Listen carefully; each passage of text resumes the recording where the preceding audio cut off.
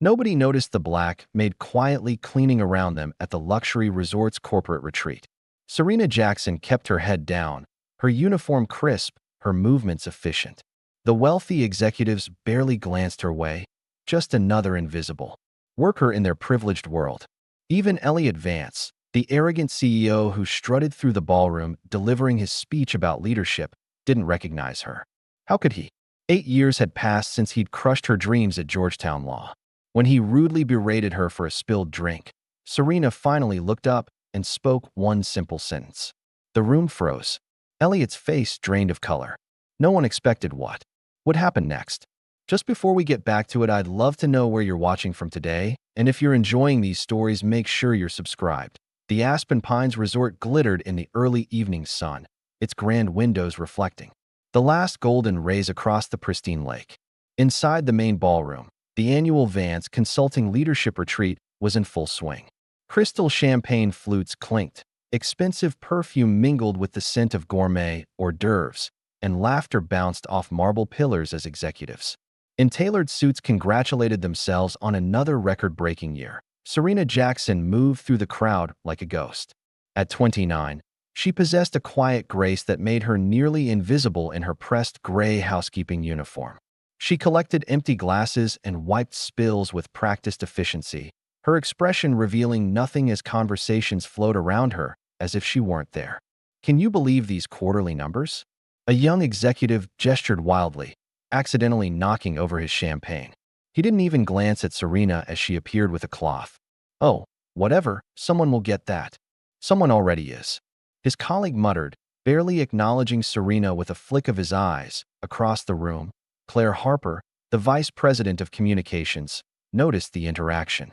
At 35, Claire had fought her way to the executive level through determination and savvy networking. Unlike many of her peers, she remembered what it was like to be overlooked. As Serena finished cleaning, Claire approached her. "Thank you," Claire said softly, her voice genuine. "These guys can be a bit much after a few drinks." Serena looked up, momentarily surprised. "Just doing my job, ma'am." Claire caught something in Serena's eyes. Intelligence, assessment, perhaps even amusement, before the maid's expression returned to its neutral state. Before Claire could say more, a commotion near the entrance drew everyone's attention. Elliot Vance had arrived at a T-47. Vance commanded the room with practiced authority. His salt and pepper hair was perfectly styled, his custom suit impeccably tailored to his tall frame. His entrance was calculated, late enough to make an impression, but not so late as to appear disrespectful to the board members present. "Ladies and gentlemen," he announced, voice carrying effortlessly across the ballroom without the need for a microphone. Another year, another billion in revenue. Applause erupted as Elliot made his way to the small stage set up at the front of the room. He grabbed a microphone and surveyed his audience with the confidence of a man who knew his worth and made sure everyone else knew it too. "When I started this company 15 years ago, people said I was too aggressive, too demanding." He paused, his eyes scanning the crowd. They were right. And that's why we're here today while they're, well, wherever failed consultants go. Laughter rippled through the crowd. Elliot continued, his voice growing more passionate. "Leadership isn't about making friends. It's about vision. It's about discipline. It's about knowing the difference between those who serve and those who lead." His gaze hardened slightly. "In this room, we have leaders. Out there," he gestured vaguely toward the door, "are those who serve. Know your place, demand your worth, and never apologize for success." Near the back of the room, Serena continued her work, her face betraying nothing as she collected discarded napkins. Claire watched her from across the room, wondering what thoughts might be running behind those observant eyes. After Elliot's speech, the evening progressed with dinner and more drinking. Executives loosened their ties and conversations grew louder. Serena moved efficiently between tables, cleaning up spills and collecting plates. The evening was winding down when disaster struck at a junior executive, eager to impress Elliot, approached him with a fresh drink just as Elliot turned, resulting in red wine splashing across Elliot's pristine white shirt and onto the floor. "Jesus Christ," Elliot exploded, drawing every eye in the room. The young executive stammered apologies, but Elliot had already dismissed him with a cutting remark. Serena appeared almost instantly with towels and cleaning supplies. As she knelt to clean the spill on the floor, Elliot's frustration found a new target. "This is a $5,000 suit," he snapped, glaring down at Serena as she worked. "Can't you people do anything right around here?" The room quieted. Serena continued cleaning, her movements precise and unrushed. "Hey, I'm talking to you." Elliot's voice grew louder. "Can't you do your job right? Or do you need someone to teach you how to mop too?" The silence in the room was absolute now. Even those who typically ignored the staff were uncomfortable with the public humiliation. Claire took a half step forward, then hesitated, caught between her corporate position and her sense of decency. Serena slowly stood, cloth in hand, and looked directly into Elliot's eyes. "You taught me more than you know, Professor Vance." The sentence landed like a thunderclap. Elliot's face, flushed with anger moments before, drained of color. His mouth opened slightly, but no words came out. Across the room, Malcolm Vance, Elliot's 22-year-old son and recent business graduate, straightened in his chair, his eyes widening as he looked between his father and the maid. Claire stared at Serena, her mind racing to place the woman's face in a different context. Nervous laughter broke out as people tried to process what had just happened. Elliot recovered quickly, his face hardening into a mask of cold fury. "Who the hell do you think you are?" he demanded, his voice dropping to a dangerous whisper. Before Serena could respond, Marjorie Ellis, the 60-something head of housekeeping, appeared at her side. "Mr. Vance, I apologize for the interruption," she said firmly. "Serena, please finish cleaning in the East Wing." Serena nodded, gathered her supplies, and left the room without another word. The moment she was gone, Elliot turned to Marjorie. "I want her fired." Immediately, Marjorie's expression remained professional, but there was steel behind her eyes. "Of course, Mr. Vance. I'll handle the situation first thing tomorrow morning." "Not tomorrow. Tonight." "Sir, with all due respect, we're short-staffed as it is. For this event, I promise I'll address this properly tomorrow." Elliot glared at her, then at the door through which Serena had disappeared. "Fine, but I want to know how a woman like that got this job in the first place." He turned to Claire. "Harper, look into this. I want to know who she is and why she's here." Claire nodded, her curiosity already piqued. "Yes, sir." The event wrapped up early, the energy dampened by the confrontation. As executives retreated to their luxury cabins, staff returned to their more modest quarters in a separate building on the resort grounds. When Serena entered the staff break room, conversation stopped. The other housekeepers and maintenance staff looked at her with a mixture of awe and concern. One of the older women, Martha, broke the silence. "Girl, you've got guts. I've never seen anyone stand up to Mr. Vance like that." Serena shrugged, removing her apron. "Sometimes words just come out." "Did you really know him before?" "As a professor?" asked another maid. Serena's expression closed off. "It's complicated and not worth talking about." Later that evening, alone in her small room, Serena sat on her bed and pulled out a dog-eared legal textbook from beneath it. She flipped through the pages, covered in neat, detailed notes in her handwriting, then put it away and pulled out a small locked drawer from under her bed. Inside was a diploma, a law degree with her name on it, stamped "disbarred" across the front, and a handwritten note that simply read, "Don't let him win again." Meanwhile, in her executive cabin, Claire sat with her laptop, digging through old university records. She had connected to the resort's secure network and was searching through archived articles about Elliot Vance's time as a visiting professor at Georgetown Law 8 years ago. A headline caught her eye. "Law school controversy quietly resolved." The article was vague, mentioning only an unnamed top student who had accused a visiting professor of academic sabotage before withdrawing the claim and dropping out. The professor was never named, but the timing matched Elliot's guest lecturing. Period. Claire picked up her phone and dialed a number. "James? It's Claire Harper. Sorry to call so late, but I need to use that favor you owe me." "Yes, it's about Georgetown Law. Do you remember a student named Serena Jackson? She would have been there about 8 years ago. Apparently, she was supposed to be top of her class." The next morning dawned bright and clear. Malcolm Vance walked along the lakeside path, his hands in his pockets, mind still troubled by the previous night's incident. He spotted Serena cleaning the windows of the resort's library and approached her. Excuse me, he said hesitantly. Serena turned, her expression guarded when she recognized Elliot's son. I wanted to apologize for my father's behavior last night, Malcolm said. It was completely out of line. Serena studied him for a moment. You don't need to apologize for him. Still, I wanted to. Malcolm shifted uncomfortably. Were you really his student? Serena returned to her window cleaning. You remind me of him before the mask. Malcolm wasn't sure if it was a compliment or an insult. What does that mean? It means he wasn't always the man you see now, Serena replied without turning around. People change when power changes them. Before Malcolm could respond, Claire appeared around the corner of the building. Seeing the two in conversation, she hesitated, then approached. Malcolm, your father's looking for you. Something about the investor presentation this afternoon. Malcolm nodded, gave Serena one last curious look, then headed back toward the main building. Once he was gone, Claire turned to Serena. Can we talk? Privately. Serena set down her cleaning supplies. Miss Harper, I'd like to keep my job, at least until I decide to leave it.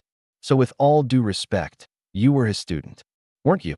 Claire interrupted, keeping her voice low. At Georgetown. Serena's expression revealed nothing, but she gave a slight nod. What happened? Claire asked.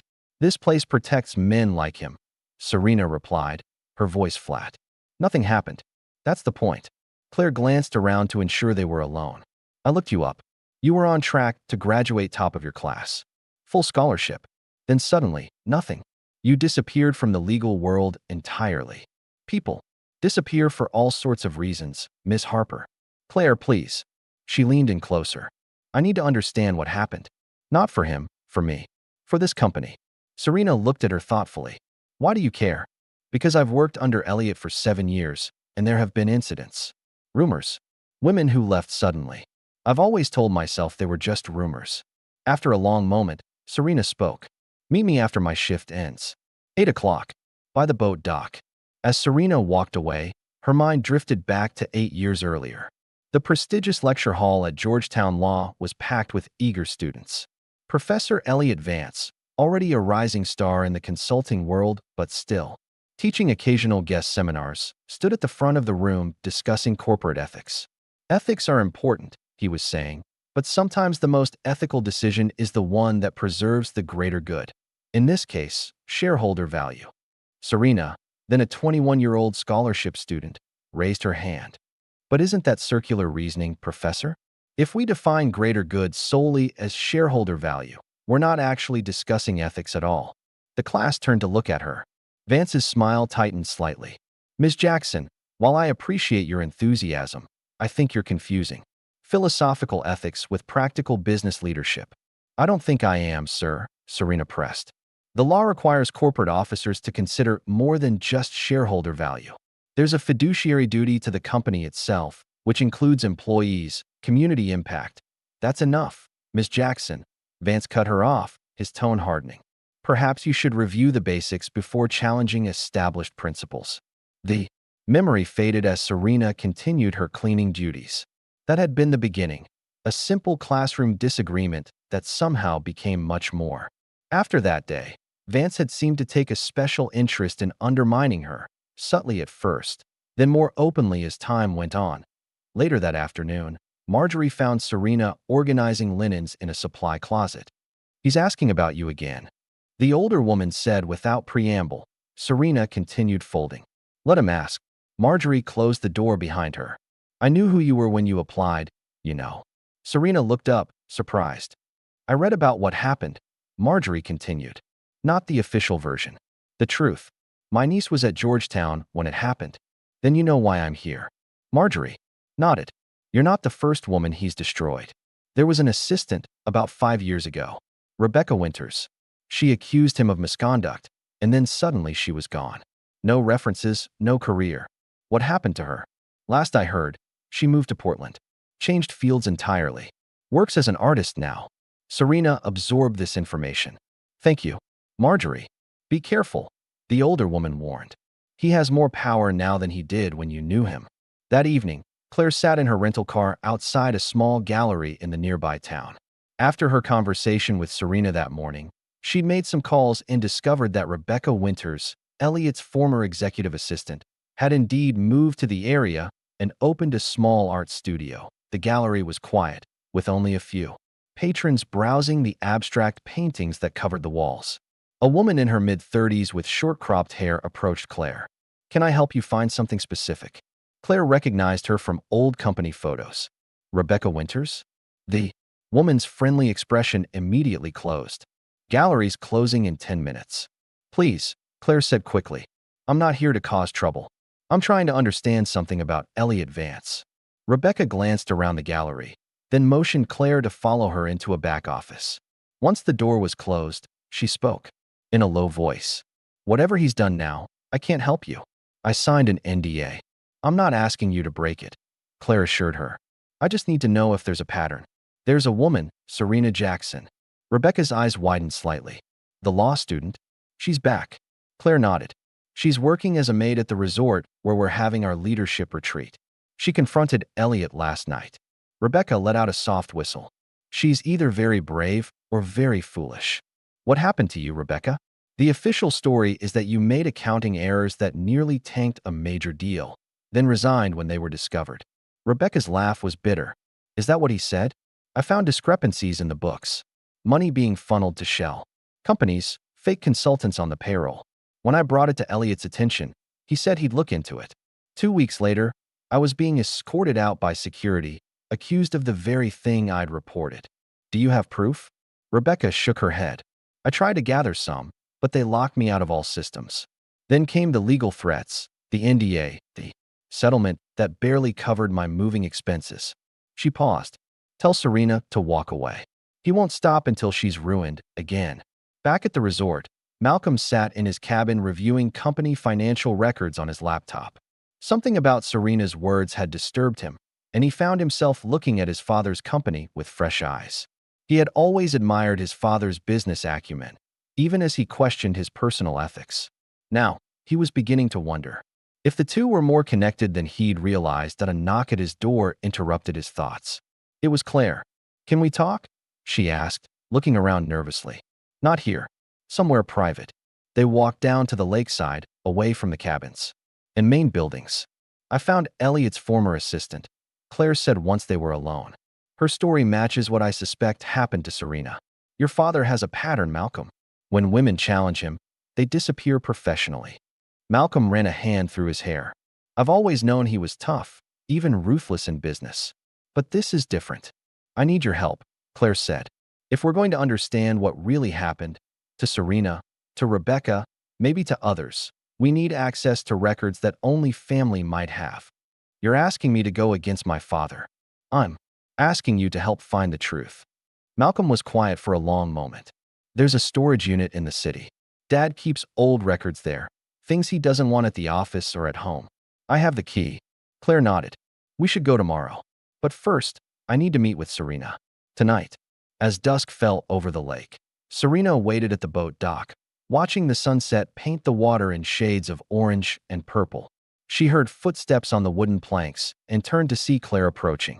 "You came," Serena said, a hint of surprise in her voice. "I said I would." Claire sat on a bench overlooking the water. "I spoke with Rebecca Winters today." Serena's eyebrows rose. "Marjorie mentioned her. Her story has similarities to yours. From what little I know, Elliot seems to have a method for dealing with women who threaten him." "It's not just women," Serena said quietly. "It's anyone who challenges his authority or his ethics. But women get the worst of it." Claire hesitated, then asked, "What did he do to you, Serena?" "Really?" Serena looked out over the lake. "After that first class, he began watching me, critiquing my arguments more harshly than others, questioning my sources, my reasoning. It was subtle at first. Then he became a guest lecturer in another of my classes. By then, I was being considered for a prestigious judicial internship, the kind that makes careers." She paused, her fingers twisting together in her lap. "The day before final interviews, someone leaked that I'd cheated on an ethics exam. The irony wasn't lost on me. There was an investigation, and while I was eventually cleared, the damage was done. The internship went to someone else." "That's terrible, but not career-ending," Claire observed. "No, it wasn't. Not yet." Serena's voice hardened. "But rumors spread. Other opportunities fell through. Then my scholarship was suddenly under review. I later found out Elliot had written a character reference that was really a character assassination. By the time I pieced it all together, I had no money, no scholarship, and no future in law. And now you're here, working as a maid at his company retreat, Claire said softly. Why? Serena finally turned to look at her. Because running didn't work. Because hiding didn't work. Because I spent 8 years watching him rise while I scrubbed floors, and I realized that silence only protects men like him. What do you want, Serena? Justice. Truth. I'm not sure there's a difference anymore. Claire nodded slowly. Malcolm and I are going to the city tomorrow to look through some old records. His father keeps a storage unit with files that aren't at the office. He'll have covered his tracks. Maybe. But people like Elliot always believe they're too smart to get caught. They get careless. As they spoke, neither woman noticed the figure watching them from the shadows of the boathouse. Detective Roy Keller, the private investigator. Elliot had hired to dig into Serena's past, lowered his camera, and frowned. This assignment was becoming more complicated than he'd anticipated. In his luxury cabin, Elliot paced back and forth, phone pressed to his ear. I don't care what it takes, he growled. Find something on her. Everyone has secrets. Everyone has dirt. Get me something I can use. He ended the call and stared out at the darkened lake, unaware that the very people he trusted most were beginning to question everything he'd built. Back in her small room, Serena opened her laptop and began typing. The document header read, Whistleblower Statement. She worked late into the night, documenting everything she remembered about her time at Georgetown, every interaction with Elliot Vance, every piece of evidence she'd managed to salvage. She didn't send it. Not yet. But for the first time in 8 years, she allowed herself to feel something like hope. The next morning, as the executives gathered for breakfast and strategy sessions, Serena moved through the resort with renewed purpose. She knew Claire and Malcolm would be leaving soon too. Check the storage unit. She knew Elliot was watching her, waiting for her to make a mistake. And she knew Marjorie was protecting her as much as she could. What she didn't know was that Detective Keller had spent the night researching her background and had found something strange. Large portions of her history appeared to have been systematically erased or altered. As an investigator who prided himself on thoroughness, this piqued his interest far more than finding dirt to give his client. Something wasn't right about this case. And Roy Keller was beginning to think he might be working for the wrong side. The morning sun cast long shadows across the Aspen Pines resort as Claire and Malcolm prepared to leave for the city. They had told everyone they were going for supplies, a plausible excuse that wouldn't raise suspicions. As they walked toward Claire's rental car, Malcolm noticed his father watching from the main building's veranda. He's watching us, Malcolm muttered, not turning his head. Claire kept her pace steady. Just act normal. We're just going into town, remember? They got into the car and drove away. Malcolm glancing in the side mirror to see his father still standing there, phone to his ear. Back at the resort, Elliot entered the conference room where several board members were reviewing quarterly reports. They looked up as he strode in, his confidence never wavering despite the previous night's incident. Gentlemen, ladies, he nodded. I trust you all slept well. Board member William Patterson, a silver-haired man in his 60s, peered at Elliot over his reading glasses. Quite a show last night, Elliot. A minor staffing issue, Elliot waved dismissively. Nothing to concern yourselves with. The maid seemed to know you, remarked Janet Walsh, one of the newer board members. Former student, she said. Elliot's smile remained fixed. I've guessed. Lectured at various universities over the years. Impossible to remember every face. Before anyone could press further, Elliot launched into a detailed analysis of the upcoming quarter's projections, effectively changing the subject. But he noticed the glances exchanged between board members, the seed of doubt already planted. Meanwhile, Claire and Malcolm arrived at a storage facility on the outskirts of the city. Row after row of identical units stretched before them, the place eerily quiet on a weekday morning. It's Unit 247, Malcolm said, checking his phone. I have the entry code from when Dad had me drop off some boxes last year. They found the unit, and Malcolm entered the code. The padlock clicked open, and he slid up the metal door to reveal a surprisingly large space filled with neatly labeled boxes and filing cabinets. Your father doesn't believe in digital storage, Claire asked, surveying the room. He says the only truly secure information is the kind that can't be hacked, Malcolm replied, moving to a filing cabinet. We should start with personnel records. If he kept anything about Rebecca Winters or other assistants, it would be there. They began searching methodically, careful to return everything to its exact place. After an hour, Malcolm called Claire. Over. Look at this, he said, holding up a folder. Employee separation agreements. There are dozens here, all with women's names, all with the same template. Claire took the folder and flipped through it. These NDAs are incredibly restrictive, and the settlements are tiny compared to what these positions would normally warrant. Here's Rebecca's, Malcolm pointed. And look at the date, just 2 weeks after she reported financial irregularities. Claire pulled out her phone and took pictures of the documents. This shows a pattern, but it's still circumstantial. We need something that directly links your father to wrongdoing. They continued searching until Malcolm found a locked drawer in the back of a filing cabinet. This might be something, he said, examining the lock. Can you open it? Malcolm pulled out his keys and tried several before finding one that fit. Dad gave me this emergency key ring years ago. Never thought I'd use it like this. The drawer opened to reveal a single file labeled Academic References. Inside were copies of letters Elliot had written for various students over the years. Most were glowing recommendations, but a section in the back contained what could only be described as character assassinations, including one for Serena Jackson. Claire read it aloud. Despite her academic achievements, Ms. Jackson has demonstrated concerning ethical lapses that call into question her suitability for positions of trust. This is vicious and completely fabricated, said Malcolm, his face pale. Dad was systematically destroying careers. As they continued reading, neither noticed the storage facility's security camera blinking in the corner. Back at the resort, Serena was cleaning the executive conference room when she overheard 2 board members talking in lowered voices. I looked her up, one was saying. Serena Jackson was top of her class at Georgetown until some cheating scandal. The timing matches when Elliot was guest lecturing there. You think there's something to her claim? I think it's odd that Elliot's so rattled by a maid. Serena kept her head down, absorbing the information that the board was already curious. She finished her work and headed back to the staff area, unaware that she was being followed. Detective Keller had spent the morning investigating discrepancies in Serena's background. Public records showed she'd been at Georgetown Law on a full scholarship, consistently at the top of her class, until suddenly she wasn't. Her academic records simply stopped, with no explanation, no transfer, no graduation. It was as if someone had deliberately erased her. Now, watching her move through the resort, Keller felt increasingly uncomfortable with his assignment.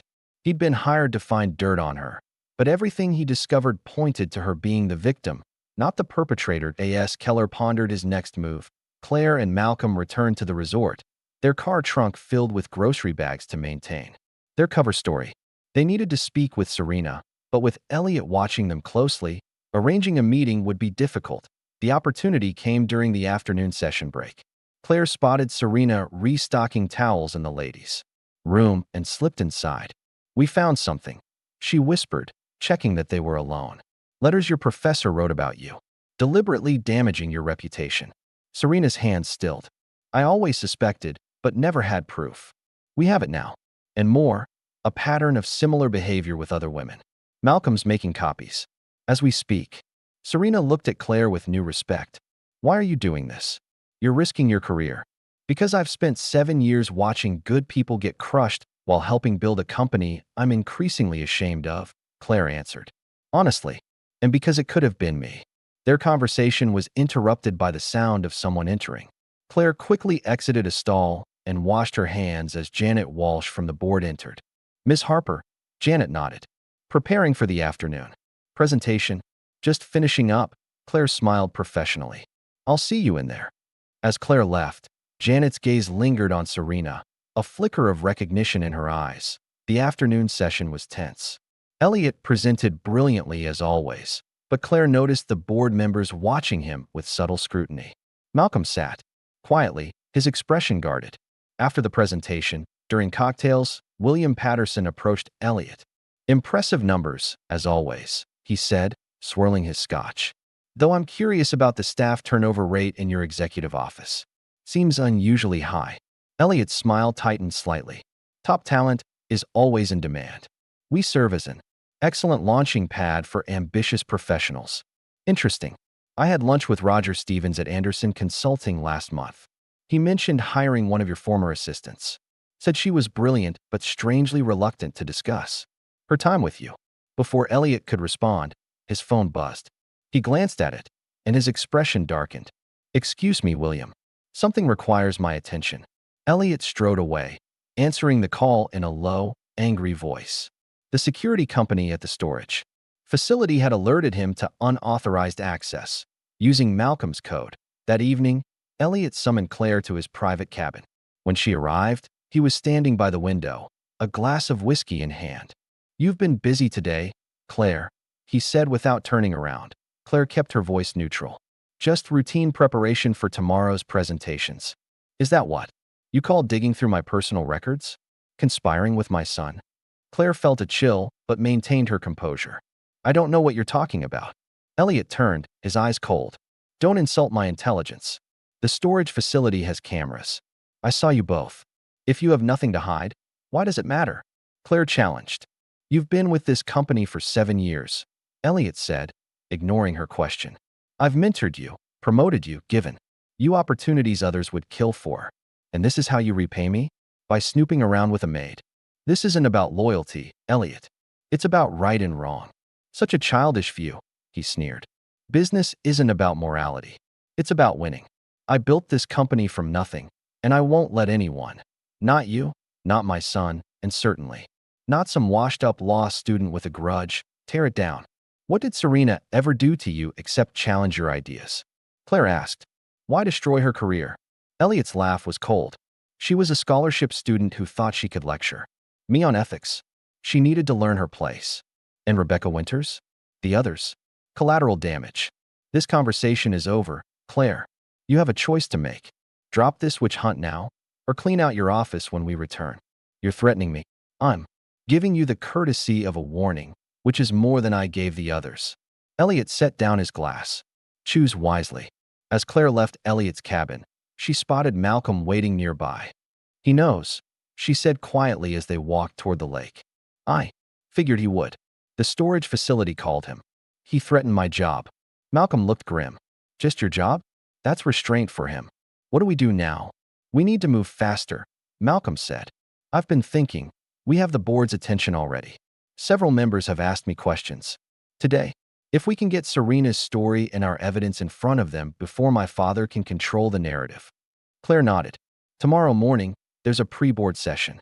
Elliot won't expect us to move so quickly. Unknown to them, Detective Keller sat in his car at the edge of the property, reviewing his findings. His client had hired him to find dirt on Serena Jackson, but all he'd found was evidence of Elliot Vance's systematic abuse of power. As an investigator with 20 years of experience, Keller prided himself on his integrity. He had a decision to make. The next morning, the resort buzzed with tension. Board members gathered for their private session before the day's events. Elliot arrived early, determined to head off any problems, but was surprised to find Claire and Malcolm already there, speaking with William Patterson and Janet Walsh. What's going on here? Elliot demanded, his voice sharp. William turned, his expression grave. Elliot, we've been hearing some concerning allegations that we feel need addressing. Allegations? From whom? From multiple sources, Janet said, calmly, including your own records. Before Elliot could respond, the door opened again, and Serena walked in. She was no longer in her housekeeping uniform, but dressed in a simple blouse and slacks. The room fell silent. What is she doing here? Elliot's voice was dangerously quiet. I invited her, Claire said. The board deserves to hear her story directly. This is preposterous. You can't possibly, Mr. Vance, William interrupted. We'd like to hear what Miss Jackson has to say. For the next 20 minutes, Serena spoke calmly and clearly about her experiences with Elliot at Georgetown, the systematic sabotage of her career, and her journey to working as a maid at his company.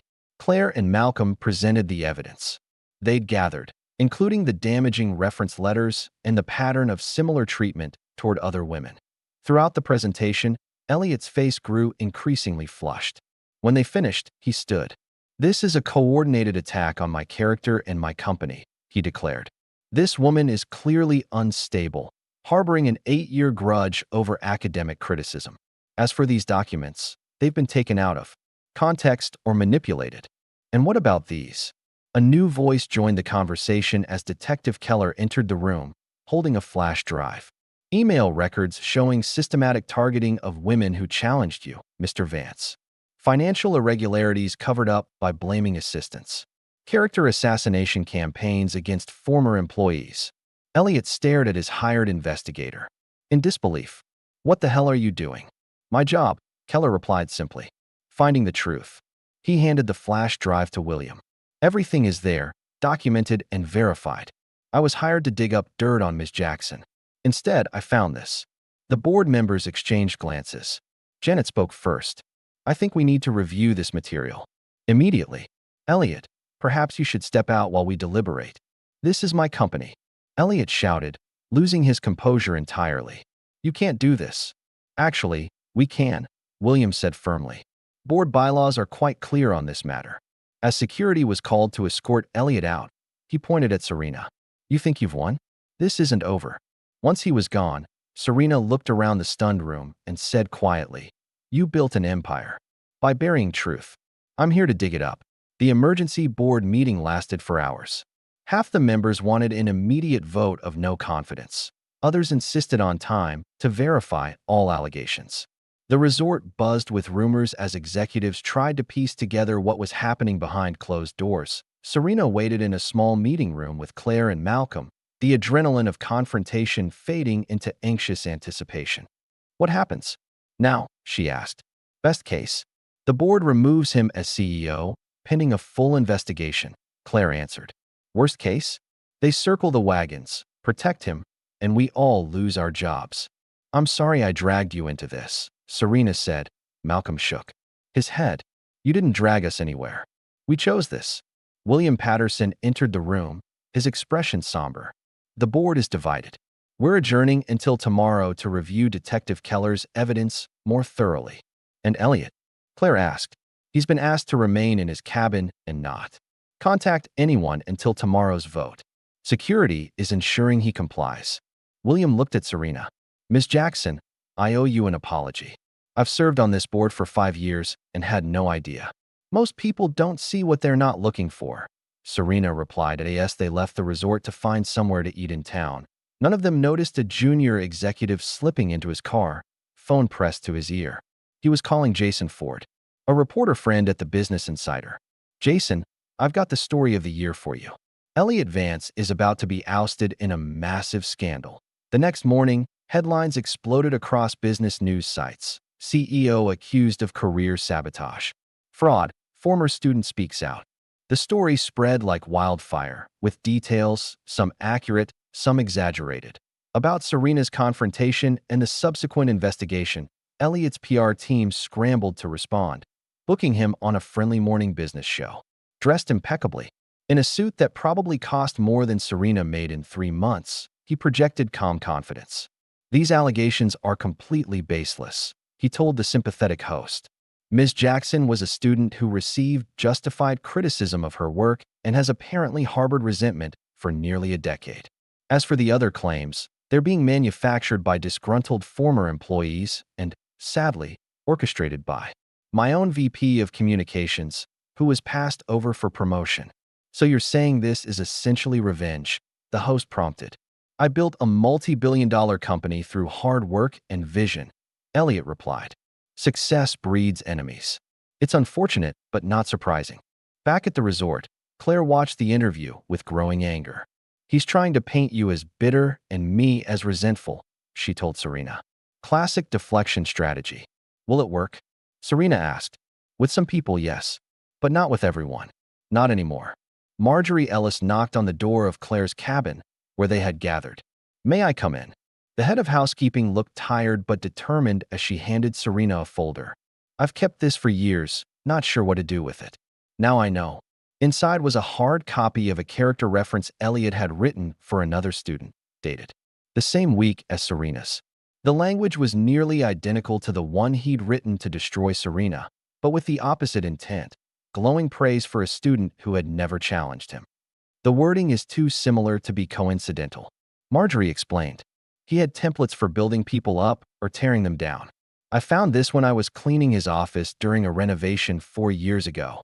This proves the reference letters weren't based on actual performance, Claire said, examining the documents. They were weapons.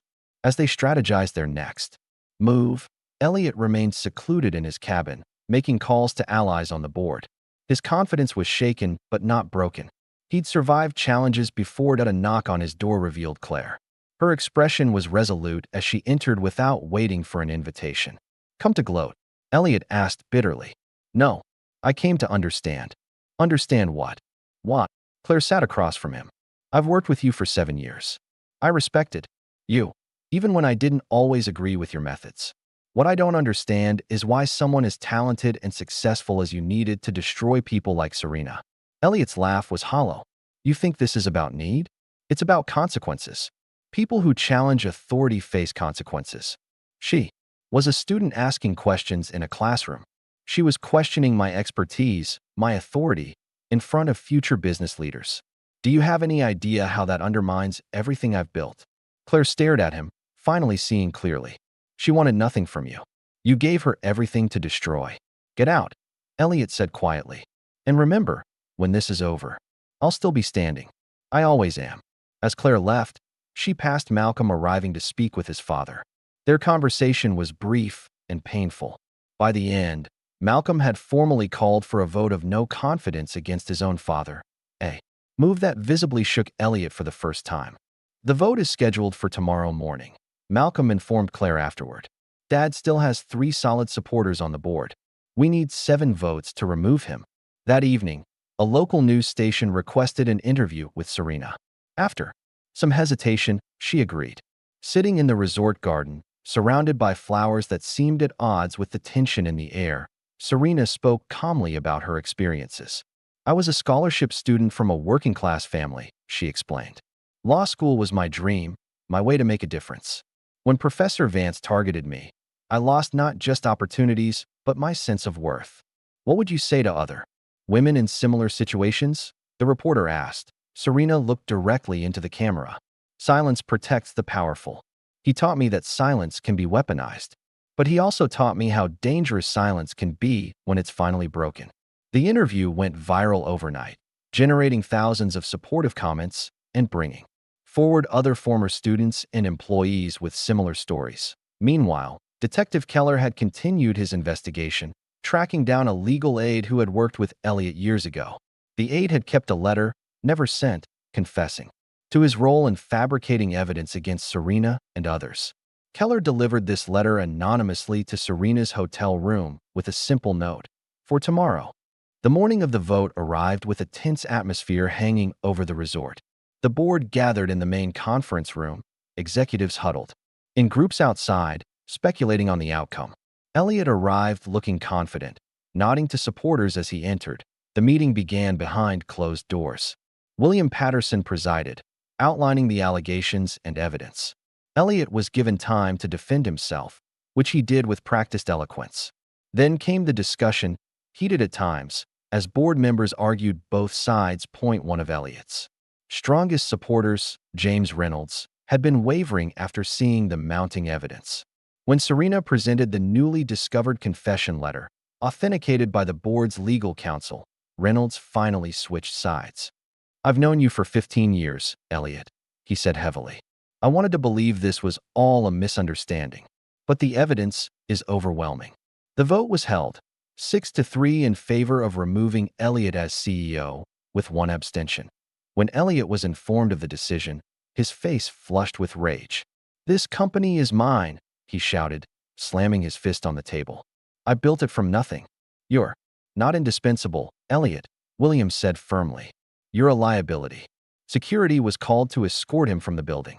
As he was led through the lobby, staff members lined the hallway, silently watching his exit.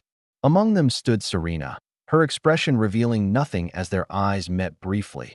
Outside, Elliot paused, straightening his jacket and squaring his shoulders before walking to his waiting car.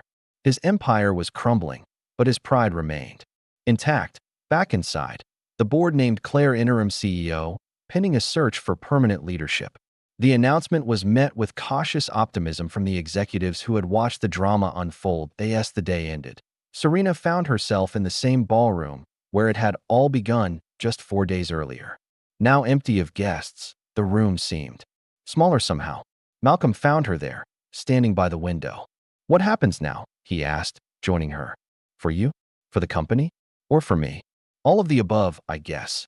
Serena considered the question. "The company will recover. It's bigger than one man. You'll need to decide if you want to be part of rebuilding it or start fresh somewhere else. And you? I'm not sure yet. But for the first time in 8 years, I have choices." Malcolm nodded, understanding the weight of her words. "I'm sorry for what my father did to you." "You didn't choose him," Serena replied softly. "But now you get to choose who you'll be."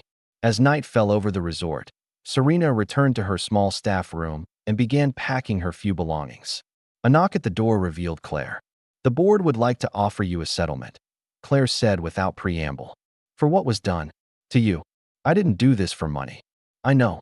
But justice sometimes comes with compensation." Claire handed her an envelope. "There's something else. Elliot's legal team has already filed notice of a defamation lawsuit against you. He's asking for $10 million. Serena opened the envelope, skimmed the contents, then smiled slightly. "He's bluffing. He doesn't want discovery. But I do." Claire studied her with newfound respect. "You know, we're going to need someone to oversee our new ethics compliance program. Someone who understands firsthand why it's necessary. Are you offering me a job?" "I'm suggesting a possibility. Think about it." After Claire left, Serena sat on her bed, the settlement offer in one hand and her old law school textbook in the other. The road ahead was uncertain, but for the first time in years, uncertainty felt like opportunity rather than fear. Outside her window, she could see the lights of the main building where executives were gathering for dinner, likely discussing the day's dramatic events. In the distance, a car's headlights disappeared down the long driveway. Elliot Vance, leaving the empire he had built, an empire that had just begun to crumble under the weight of long-buried truths. Serena closed her eyes and allowed herself a moment of peace. "Not anymore," she whispered to herself, echoing her words from the boardroom. Not his company, not his narrative, not his power over her, not anymore. The morning after Elliot's removal, Aspen Pines Resort hummed with tension and excitement. News crews had set up outside the gates, hoping to catch glimpses of the players in what business channels were calling the boardroom coup of the year.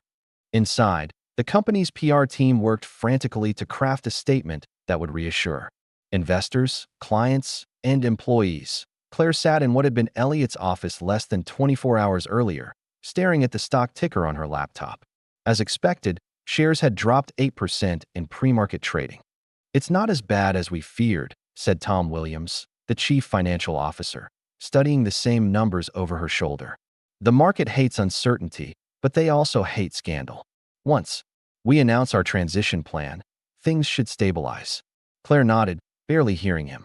Her mind was on the emergency executive meeting scheduled for 10 o'clock. As interim CEO, she would be facing a room full of people who had been loyal to Elliot for years. "Has legal prepared the statement?" she asked.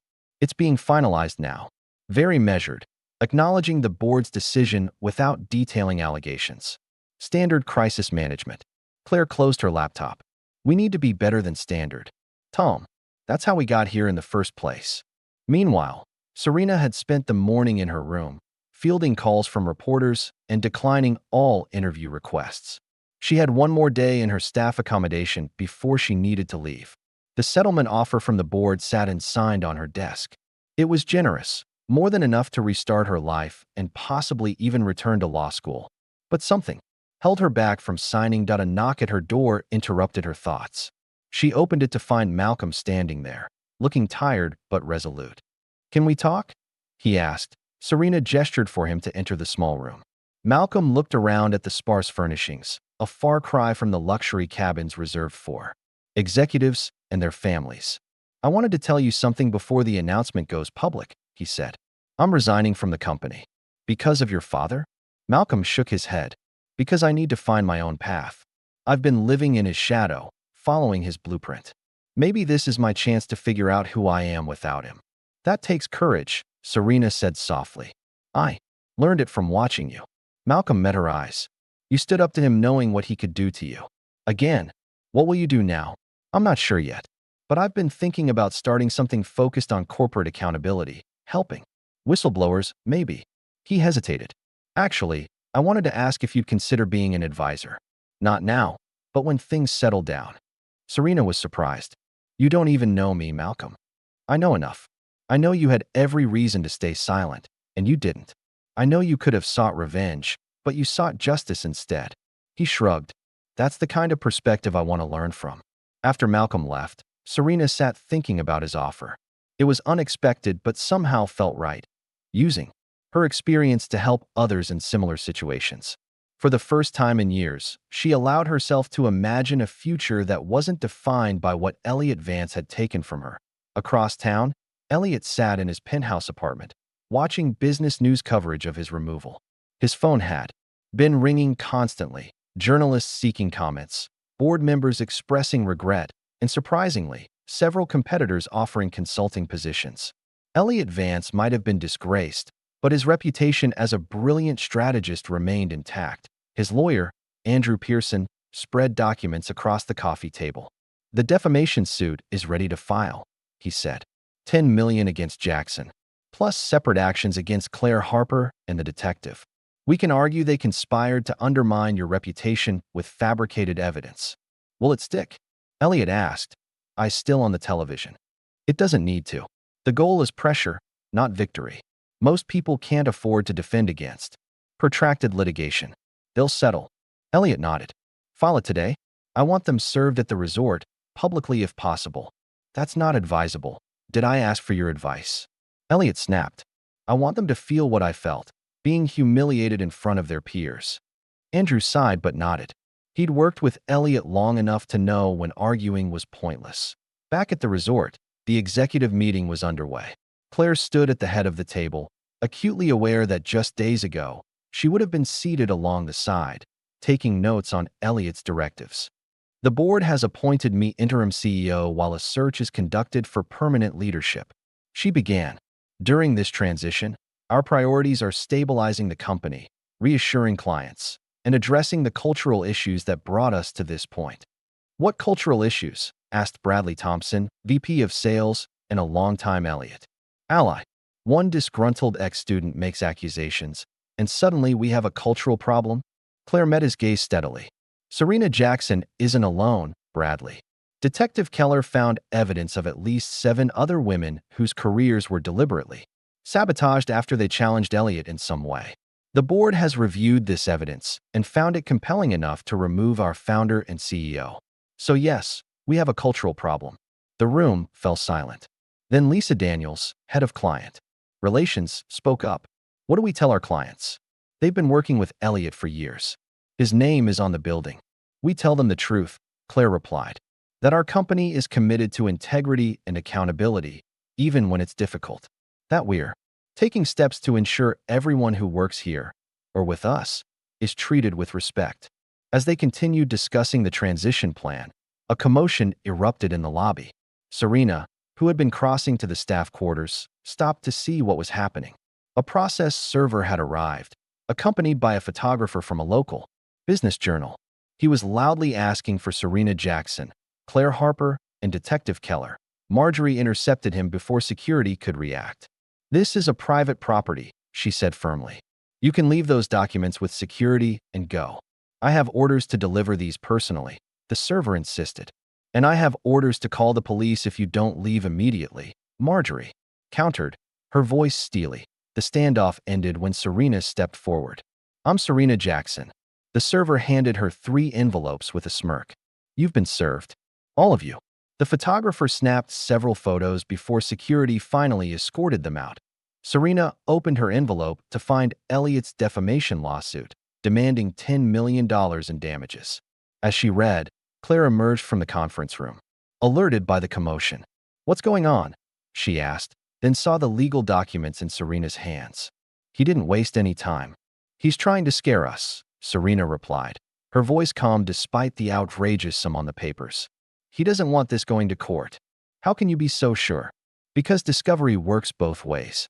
Everything he's trying to hide would become part of the public record. Serena handed Claire her own envelope. He's bluffing. Claire read the lawsuit, her face growing increasingly incredulous. This is ridiculous. He's claiming we orchestrated a conspiracy to overthrow him based on manufactured evidence. That's Elliot, always projecting his own tactics onto others. Later that afternoon, Serena was surprised to receive a call from Patricia Goldman, a reporter from the Washington Post who had covered legal ethics for over 20 years. Ms. Jackson, I've been following your story with interest, Patricia began. I'd like to do an in-depth piece, not on the scandal itself, but on the systemic issues it represents, how powerful men in academia and business can derail careers with impunity. Why me? There are hundreds of women with similar stories. Because you fought back. And because I remember your name from Georgetown. I interviewed you once for a piece on scholarship students breaking barriers in elite law schools. Serena's breath caught. Someone remembered her from before, not as a maid, not as a victim, but as the promising student she had once been. Would you be willing to speak with me? Patricia asked. After a moment's hesitation, Serena agreed. The interview was scheduled for the following day. That evening, as Serena packed the last of her belongings, her phone buzzed with text messages from unknown numbers. Word of the lawsuit had spread, and Elliot's supporters were making their feelings known. Most messages were merely unpleasant, but a few contained explicit threats to A.S. Serena blocked number after number. There was a knock at her door. She opened it cautiously to find not one person, but a group. 5 women in housekeeping uniforms, 3 former administrative assistants who still worked at the company, and 2 female executives. Can we come in? Asked one of the housekeepers, a young woman named Taylor. Serena's small room couldn't hold them all, so they moved to the staff break room. Once there, Taylor spoke again. We wanted you to know you're not alone. After what happened with you and Mr. Vance, people started talking. She gestured to the group. We all have stories. Different, but the same. One by one, they shared experiences of belittlement, passed over promotions, inappropriate comments, and in 2 cases, career sabotage similar to what Serena had endured. As they talked, Serena realized they weren't just sharing. They were forming a network, a support system. What are you planning to do? She asked. We're documenting everything, said Rachel, one of the executives. Building a case stronger than any single testimony. If he's suing you, we want to help. Why now? Why not before? Because you showed us it was possible, Taylor answered simply. You stood up to him and didn't get crushed. The next morning, Claire was preparing for a video conference with major clients when her assistant interrupted. There's something you need to see, he said, pulling up a business news website on his tablet. The headline read, Former Vance employees speak out, culture of fear and retaliation. Beneath it was a photograph of a group of women, the same group that had gathered with Serena the night before, standing together outside the resort. This changes everything, Claire murmured, quickly scanning the article. None of the women had given their names, but their collective testimony painted a damning picture of life under Elliot's leadership. By noon, 3 more former employees had contacted the journalist, adding their stories to the growing chorus. Social media erupted with the hashtag #VanceSurvivors as women from across the business world shared similar experiences with powerful men who had faced no consequences for their actions. In his penthouse, Elliot watched the coverage with mounting rage. He called his lawyer. I want them all added to the lawsuit. Every single one. Elliot, that would be extremely unwise, Andrew cautioned. The optics of suing a dozen women. I don't care about optics. They're destroying what's left of my reputation. No, they're sharing their experiences. There's a difference, legally and ethically. Since when do you care about ethics? I pay you to win. There was a long pause on the line. Perhaps you should find new representation, Elliot. I'll have my office prepare the withdrawal paperwork. The day of Serena's interview with the Washington Post dawned clear and bright. She had moved to a small hotel in the city, using part of her last paycheck from the resort. The settlement offer remained unsigned in her bag, not rejected, just on hold until she decided her next steps. Patricia Goldman arrived promptly at 10, a veteran journalist whose penetrating questions quickly cut to the heart of the matter. Looking back, she asked, What was the moment you decided to speak up after 8 years of silence?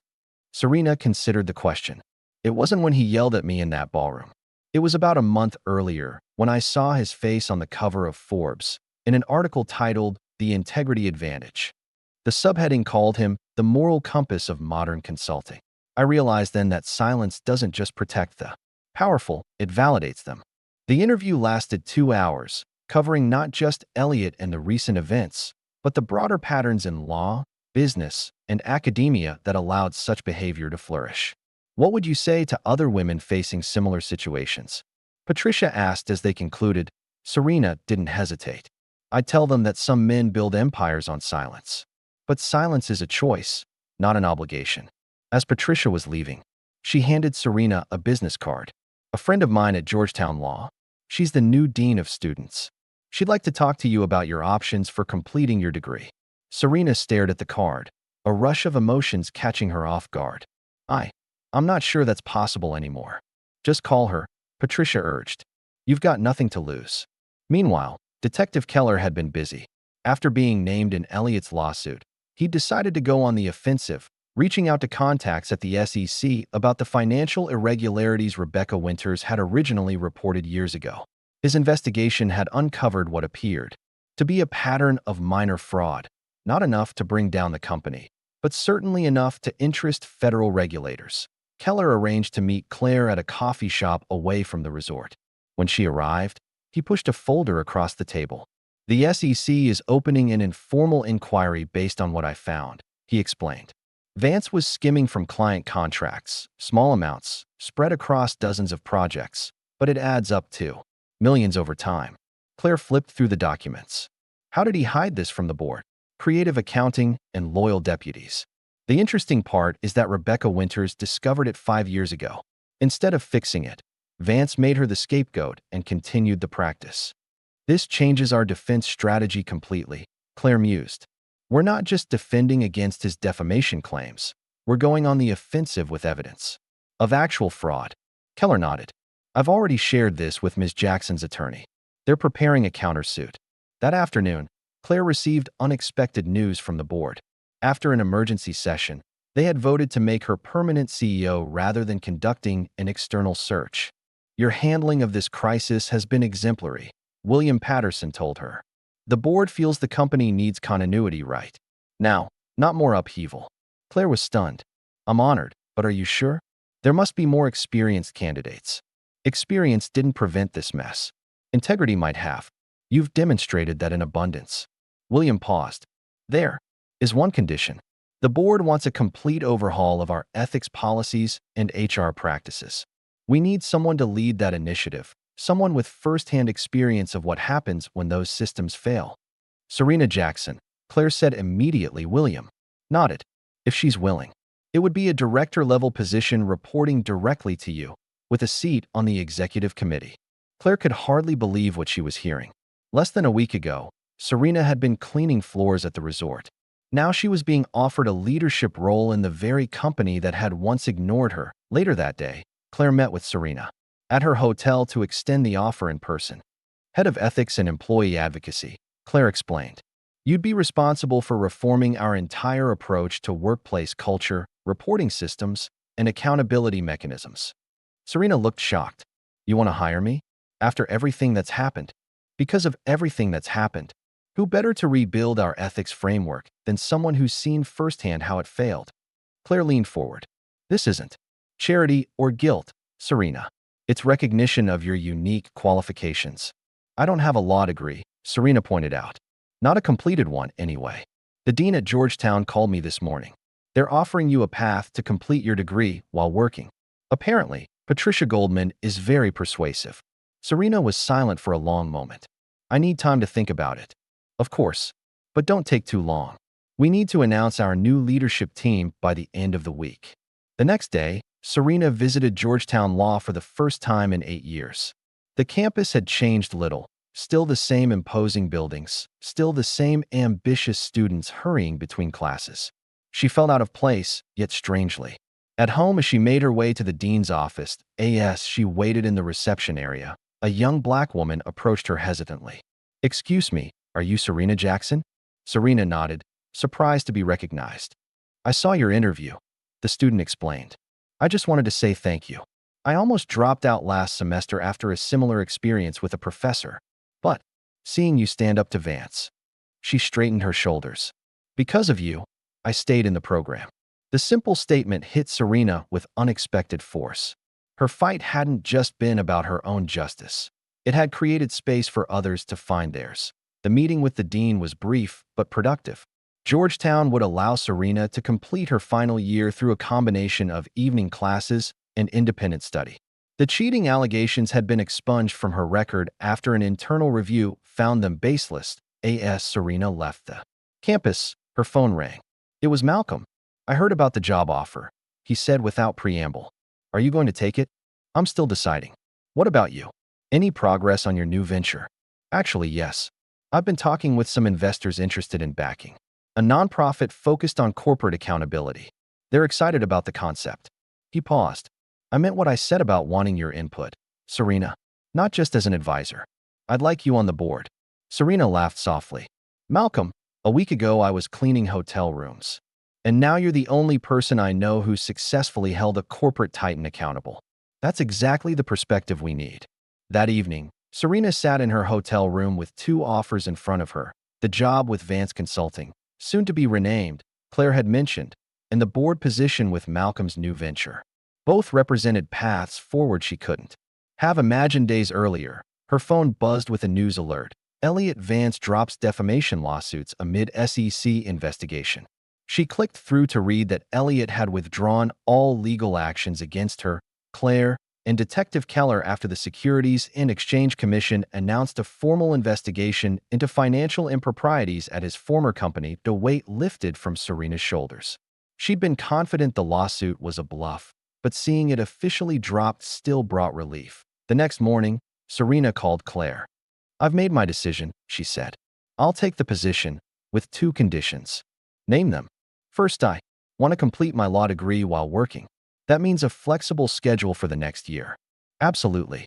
And the second, the company needs a complete overhaul, starting with its name. No more Vance Consulting. Claire chuckled. The board is already discussing alternatives. Any suggestions? Actually, yes. Integrity Partners. 3 days later, Serena walked into the corporate headquarters wearing a tailored suit instead of a housekeeping uniform. The receptionist, who had never acknowledged her presence before, now greeted her warmly. Ms. Jackson, welcome. Ms. Harper is waiting for you in the conference room. As Serena rode the elevator to the executive floor, she thought about the journey that had brought her here, from promising law student to hotel maid to corporate director in the span of 8 years. None of it had been planned, but all of it now seemed necessary. Claire introduced her at the executive committee meeting with a simple but powerful statement. Please welcome the only woman here who's already cleaned up our mess twice. Laughter broke the tension, and Serena found herself welcomed into a world that had once seemed permanently closed to her. In the weeks that followed, the company underwent significant changes. The board approved the name change to Integrity Partners. Claire implemented transparent hiring policies and established mental health resources for all staff. The HR department was completely restructured, with new procedures for reporting misconduct, and Serena began the work of building something new from the ruins of what had nearly destroyed her. She launched a mentorship initiative for employees from disadvantaged backgrounds. She rewrote the company's ethics code, emphasizing accountability at all levels. And she began teaching a monthly seminar for executives on recognizing and addressing power imbalances in the workplace. One evening, as she worked late in her new office, Serena noticed the cleaning staff arriving for their nightly duties. One woman, new and clearly nervous, was struggling with her equipment. Without hesitation, Serena stepped out to help her, showing her the most efficient way to organize her cart. The woman looked at her in surprise. Thank you, Ms. Jackson. Call me Serena, she replied with a smile. And you're welcome. Later, standing by the window of her office, Serena looked out at the city lights beginning to twinkle in the dusk. 8 years ago, she had believed this world was closed to her forever. Now she stood within it, not as a visitor or an imposter, but as someone who had earned her place through courage and persistence. This time, I stay, she whispered to herself. The words both a promise and a declaration of victory. 6 months had passed since the confrontation at Aspen Pines Resort. The spring sun warmed the glass and steel exterior of the Integrity Partners headquarters, formerly the Vance building, as employees streamed through its revolving doors. Inside the airy lobby, a new installation had replaced the imposing portrait of Elliot Vance, a wall of handwritten cards and notes, each bearing a single sentence that had changed someone's life. On the 28th floor, Serena Jackson stood before a room of 50 women from diverse backgrounds, recent graduates, mid-career professionals, and women returning to the workforce after extended absences. This was the inaugural session of the One Sentence Project, Serena's mentorship initiative for women facing barriers in professional spaces. Words have power, Serena began, her voice steady and confident. A single sentence can destroy a career or rebuild one. Today, we start reclaiming that power. The women listened intently as Serena shared her story, not as a victim, but as someone who had navigated a broken system and emerged stronger. She didn't sugarcoat the challenges or promise easy solutions, but offered something more valuable: practical strategies and genuine solidarity. After the session, Claire joined Serena in her office for their weekly check-in. The past 6 months had transformed both women. Claire had grown into her role as CEO with a blend of strategic vision and emotional intelligence that had stabilized the company faster than anyone expected. Serena had completed half of her remaining law school requirements while establishing Integrity Partners' new ethics framework from the ground up. The board is thrilled with the mentorship program, Claire said, settling into a chair across from Serena's desk. Applications are already coming in for the next cohort. That's good to hear. What about the employee satisfaction metrics? Claire smiled. Up 12 points since last quarter. The transparent promotion pathways are making a difference. People feel heard. And the clients? We lost 3 major accounts after the transition, but we've gained 7 new ones specifically because of our ethics reforms. Turns out, integrity is marketable. Serena nodded, not surprised. What about the housekeeping staff reforms? Implemented across all our properties. Claire confirmed. Better wages, advancement opportunities, educational benefits. Marjorie says applications have doubled. The mention of Marjorie brought a smile to Serena's face. The head of housekeeping had retired 2 months earlier, but not before helping redesign the staff structure to create genuine career paths for service workers. I got a letter from her yesterday, Serena said, reaching into her desk drawer. Listen to this.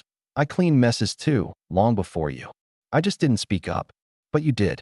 You made us proud. Claire's eyes softened. She was the unsung hero. In all this, without her protecting you that first night, everything would be different, Serena agreed. Their conversation was interrupted by Serena's assistant announcing Malcolm's arrival. At 23, Malcolm Vance had undergone perhaps the most dramatic transformation of all. Gone was the uncertain young man living in his father's shadow.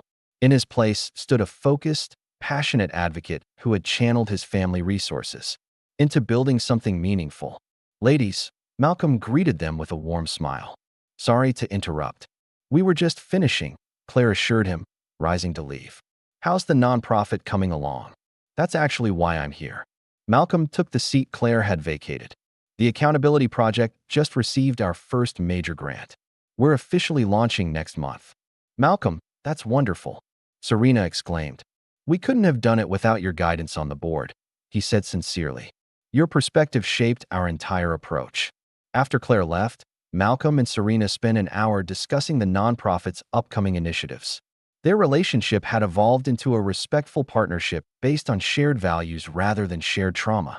There was no romantic undertone. Both recognized that would have been complicated by their history, but there was genuine friendship.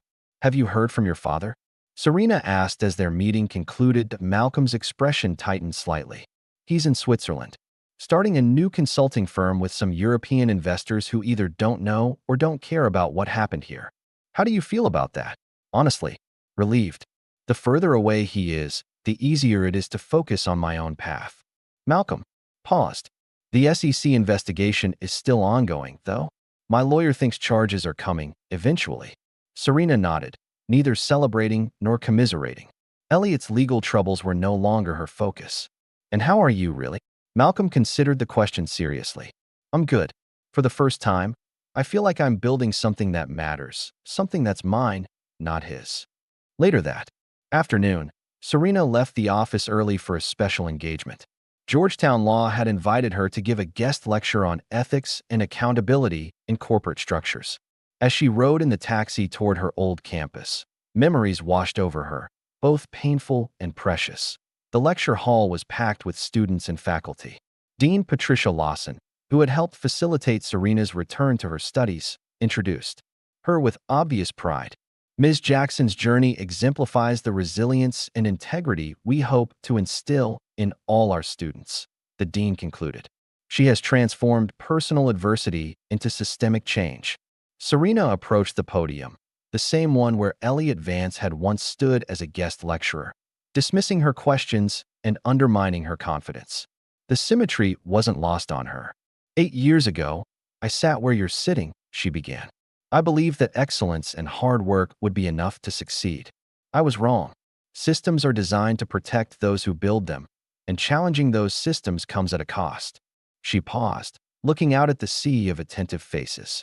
But what I've learned since then, what I want to share with you today, is that the cost of silence is ultimately greater, for individuals and for society. For the next hour, Serena spoke about the intersection of ethics, power, and accountability in professional spaces. She didn't mention Elliot by name, but she didn't need to. Most in the audience knew her story from media coverage. Instead, she focused on structural solutions and individual courage. After the lecture, Dean Lawson approached with an unexpected offer. The faculty committee has voted to award you an honorary degree at next month's commencement. Your work exemplifies the values this institution aspires to uphold. Serena was stunned.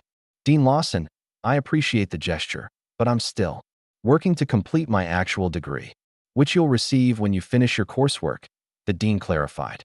This is different, recognition of your contributions to legal ethics and corporate accountability. Will you accept? The request triggered a vivid memory. Sitting in the dean's office 8 years earlier, tears streaming down her face as she explained why she had to withdraw. The contrast between that moment of despair and this offer of recognition was overwhelming. Yes, Serena said finally. I would be honored. That evening, Serena worked late at Integrity Partners, finalizing a new whistleblower protection protocol. The office was quiet, most employees having left hours earlier. As she walked through the empty corridors toward the elevator, she passed the desk of a young woman, a recent hire in the accounting department who had come through Serena's mentorship program. The woman was carefully organizing files, her focus absolute. Something about her concentration, her determination to get every detail right, reminded Serena of herself at that age. Serena paused. Need any help? The woman looked up, startled. Oh, Ms. Jackson. No, I'm just finishing up the quarterly compliance documents. Good work, but don't stay too late. There's always tomorrow. The woman smiled. Thank you. Actually, I wanted to tell you. I applied for the junior analyst position that opened up. That's great. Let me know if you need any guidance preparing for the interview. As Serena continued to the elevator, she felt a profound sense of rightness. This was why she had fought so hard, not just for her own redemption, but to create space for others to thrive. Outside, the city stretched before her, its lights twinkling against the darkening sky. She had once believed this world had no place for her. Now she moved through it with purpose and authority, no longer invisible, no longer silent. Serena smiled at the sunset, painting the horizon in shades of gold and purple. This time, she wasn't just passing through. This time, she was here to stay. The next morning brought unexpected news. The SEC had filed formal charges against Elliot Vance for financial fraud and misrepresentation to shareholders. The case would likely take years to resolve, but the public filing itself was vindicating. Claire called an emergency executive meeting to prepare their response. This will trigger another wave of media attention, she warned the team. We need to be ready with a clear message that acknowledges our past while emphasizing our reforms. We should also prepare support resources for employees who might find this news triggering, Serena added, especially those who work directly under Elliot. The team worked efficiently, developing communication plans for clients, employees, And the press. What would have been a crisis under previous leadership was now handled with transparency and care, a testament to how much the company culture had changed. After the meeting, Serena received an unexpected visitor. Detective Roy Keller waited in the reception area, looking both professional and somewhat uncomfortable in the corporate environment. "Detective," Serena greeted him. "This is a surprise. Sorry to drop in unannounced," he said, rising to shake her hand. "I wanted to deliver this information personally." He handed her a sealed envelope. Inside was a copy of his final investigative report on Elliot Vance, officially closing his involvement in the case now that federal charges had been filed. "Thank you for your integrity," Serena said sincerely. "You could have just done what he paid you to do." Keller shook his head. "I've been an investigator for 25 years. My job is finding truth, not burying it." He hesitated. "There's something else you should know. When I was researching your background last year, I discovered that someone had systematically altered or deleted your records, academic transcripts, employment history, even rental applications. It was sophisticated work." "Elliot," Serena said, not really surprised. "Almost certainly. He was trying to erase you professionally, make it impossible for you to rebuild." Keller's expression hardened. "I've included documentation of the tampering in my report to the SEC. It demonstrates a pattern of behavior that strengthens their case." After Keller left, Serena sat at her desk, processing this new information. She had always suspected Elliot's vendetta extended beyond Georgetown, but having confirmation was still unsettling. How many others had suffered similar systematic erasure? The question reinforced her commitment to the work she was doing now. That evening, she finalized plans for expanding the One Sentence Project to 3 additional cities, creating support networks for women navigating hostile professional environments. As spring turned to summer, Serena's dual life as corporate executive and law student intensified. Each day brought new challenges and opportunities. Her honorary degree ceremony at Georgetown had made national news, with education and business publications highlighting her journey as an example of resilience and systemic change. In July, she stood on the stage of a TED conference, delivering a talk titled "Breaking Silence: The Power of a Single Sentence." The audience, corporate leaders, activists, and educators, gave her a standing ovation. Afterward, a woman approached her in the green room. "Ms. Jackson, I'm Lisa Cooper. I was a junior associate at Tinley and Marsh when Elliot Vance guest lectured there." Serena recognized the name immediately. "You were the one who got the judicial internship." Lisa nodded, looking pained. "The one he steered to me after sabotaging you. I didn't know then what had happened. By the time I pieced it together, you had disappeared from Georgetown." "It wasn't your fault," Serena assured her. "Maybe not, but I benefited from his actions. I've carried that knowledge for years." Lisa took a deep breath. "I'm a partner at Tinley now. We've created a fellowship program for students whose education was interrupted by circumstances beyond their control. I'd like to name it after you, if you're willing." The gesture touched Serena deeply. "Thank you, but the program itself matters more than the name. Call it whatever will help the most students." As summer faded into fall, Serena's schedule grew even more demanding. Between her executive role, board position at Malcolm's nonprofit, and final law school requirements, she rarely had a moment to herself. But unlike the exhaustion of her housekeeping days, this busy pace energized her. One crisp October evening, she found herself alone in the Integrity Partners building, having worked well past normal hours.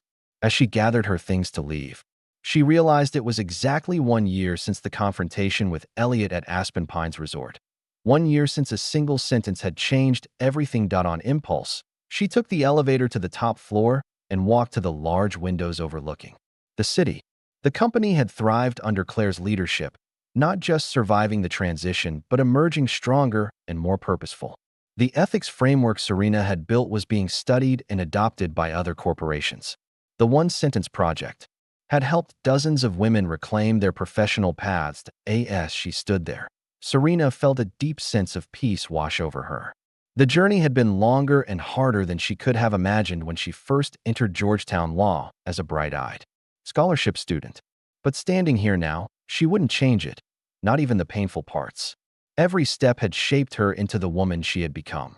She smiled at her reflection in the darkened glass, no longer invisible, no longer silent, no longer defined by what had been taken from her, but by what she had built in its place. 5 years had passed since Serena Jackson had stood up to Elliot Vance in that resort ballroom.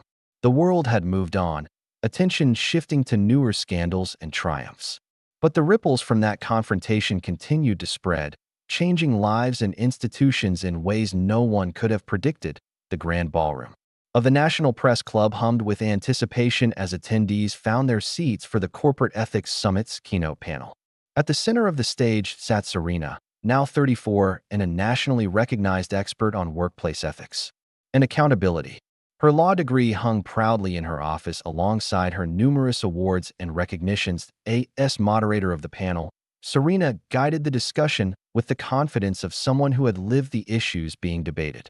Corporate leaders and advocacy organizations alike sought her perspective on creating truly equitable work environments. The challenge isn't just identifying what's broken, she told the audience. It's building something better in its place. Policies matter, but culture matters more.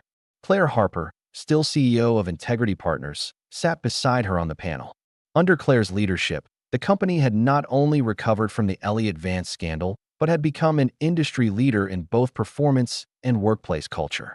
The two women had developed a partnership based on mutual respect and shared vision. As the panel concluded to enthusiastic applause, Claire leaned over to Serena. "I have news," she whispered. "The board approved the Jackson Center funding this morning. Full scholarship program, mentorship structure, everything you proposed." Serena's eyes widened. The Jackson Center for Integrity had been her dream project, a comprehensive initiative to support students and professionals from underrepresented backgrounds.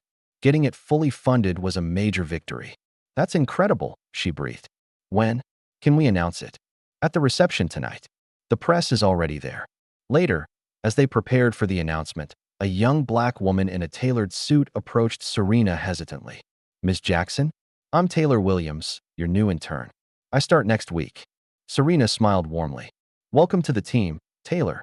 I was just about to head into this reception, but let's schedule time to talk properly on Monday." Taylor nodded, her eyes bright with admiration. "I just wanted to say thank you for the opportunity. I've followed your work since I was in college." As the young woman walked away, Claire joined Serena. "She reminds me of you." "I was thinking the same thing," Serena admitted. The reception was in full swing when they arrived, the room filled with business leaders, advocates, and media representatives. Serena scanned the crowd and spotted Malcolm, now 27, deep in conversation with a group of nonprofit leaders. His accountability project had grown into a respected organization with offices in 5 cities. When Malcolm saw her, he excused himself and came over. "The woman of the hour," he greeted her warmly. "Ready for your big announcement?" "More than ready," Serena replied. "How are things at the project?" "Busy. We just launched our whistleblower defense fund. 20 cases already this year." Their conversation was interrupted by a journalist who recognized Serena from her recent feature in Forbes. "Ms. Jackson, is it true that Elliot Vance has requested a meeting with you?" Serena was startled.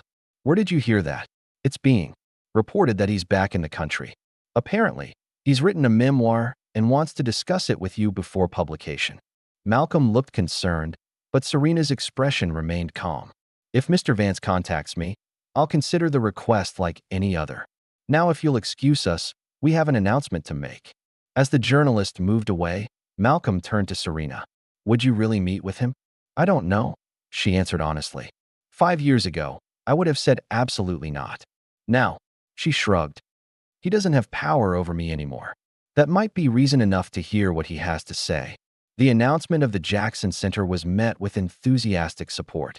As Serena outlined the initiative's goals, supporting students from disadvantaged backgrounds, providing mentorship, creating pathways to leadership, she felt a profound sense of completion.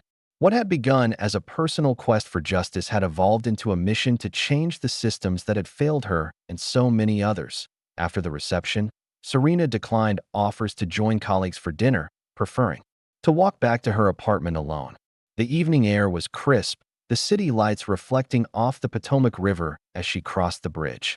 She thought about the journalist's question about Elliot. The truth was, Elliot Vance had become increasingly irrelevant to her life. The SEC Case had ended in a settlement 3 years earlier, substantial fines, but no jail time. He had retreated to Europe, his reputation tarnished, but his wealth largely intact. Occasional articles mentioned new ventures or appearances, but the business world had moved on. Younger, more innovative leaders had taken center stage. In her apartment, Serena kicked off her heels and poured herself a glass of wine. On her bookshelf stood a small framed photograph, herself at 21, standing proudly on the Georgetown campus, full of hope and ambition.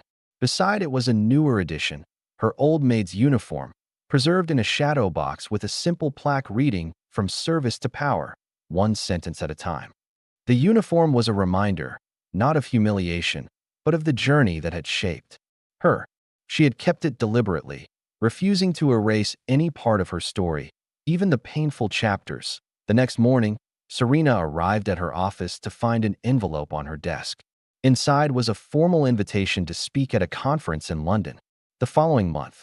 Also enclosed was a handwritten note from the organizer, explaining that Taylor Williams, her new intern, had made such a compelling case for Serena's inclusion that they had rearranged the program to feature her. Serena smiled, touched by the young woman's initiative. She buzzed her assistant. "Could you ask Taylor to come see me when she has a moment?" "Hey." Few minutes later, Taylor entered, looking nervous. "You wanted to see me, Miss Jackson?" "I did. Have a seat." Serena held up the invitation. "I understand you had something to do with this." Taylor straightened her shoulders. "Yes, ma'am. I interned with the conference organizers last summer. When I heard they were finalizing speakers, I sent them your TED Talk and some articles. I hope that wasn't overstepping." "Not at all. It was excellent initiative." Serena studied the young woman thoughtfully. "Tell me, Taylor, what are your goals?" "I want to work in corporate ethics and advocacy," Taylor replied without hesitation. "Creating systems that work for everyone, not just those at the top. That's why I hired you," Serena said with a smile. "Let's talk about how we can make that happen. What do you need from me to help you succeed?" As they began discussing Taylor's professional development plan, Serena felt a sense of the wheel turning full circle. Once, she had been the young woman with dreams, silenced by a system designed to protect the powerful.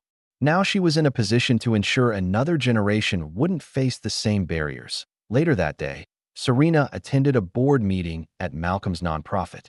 The Accountability Project had grown beyond its initial focus on corporate whistleblowers to address systemic issues in multiple industries. As a founding board member, Serena had helped shape its evolution.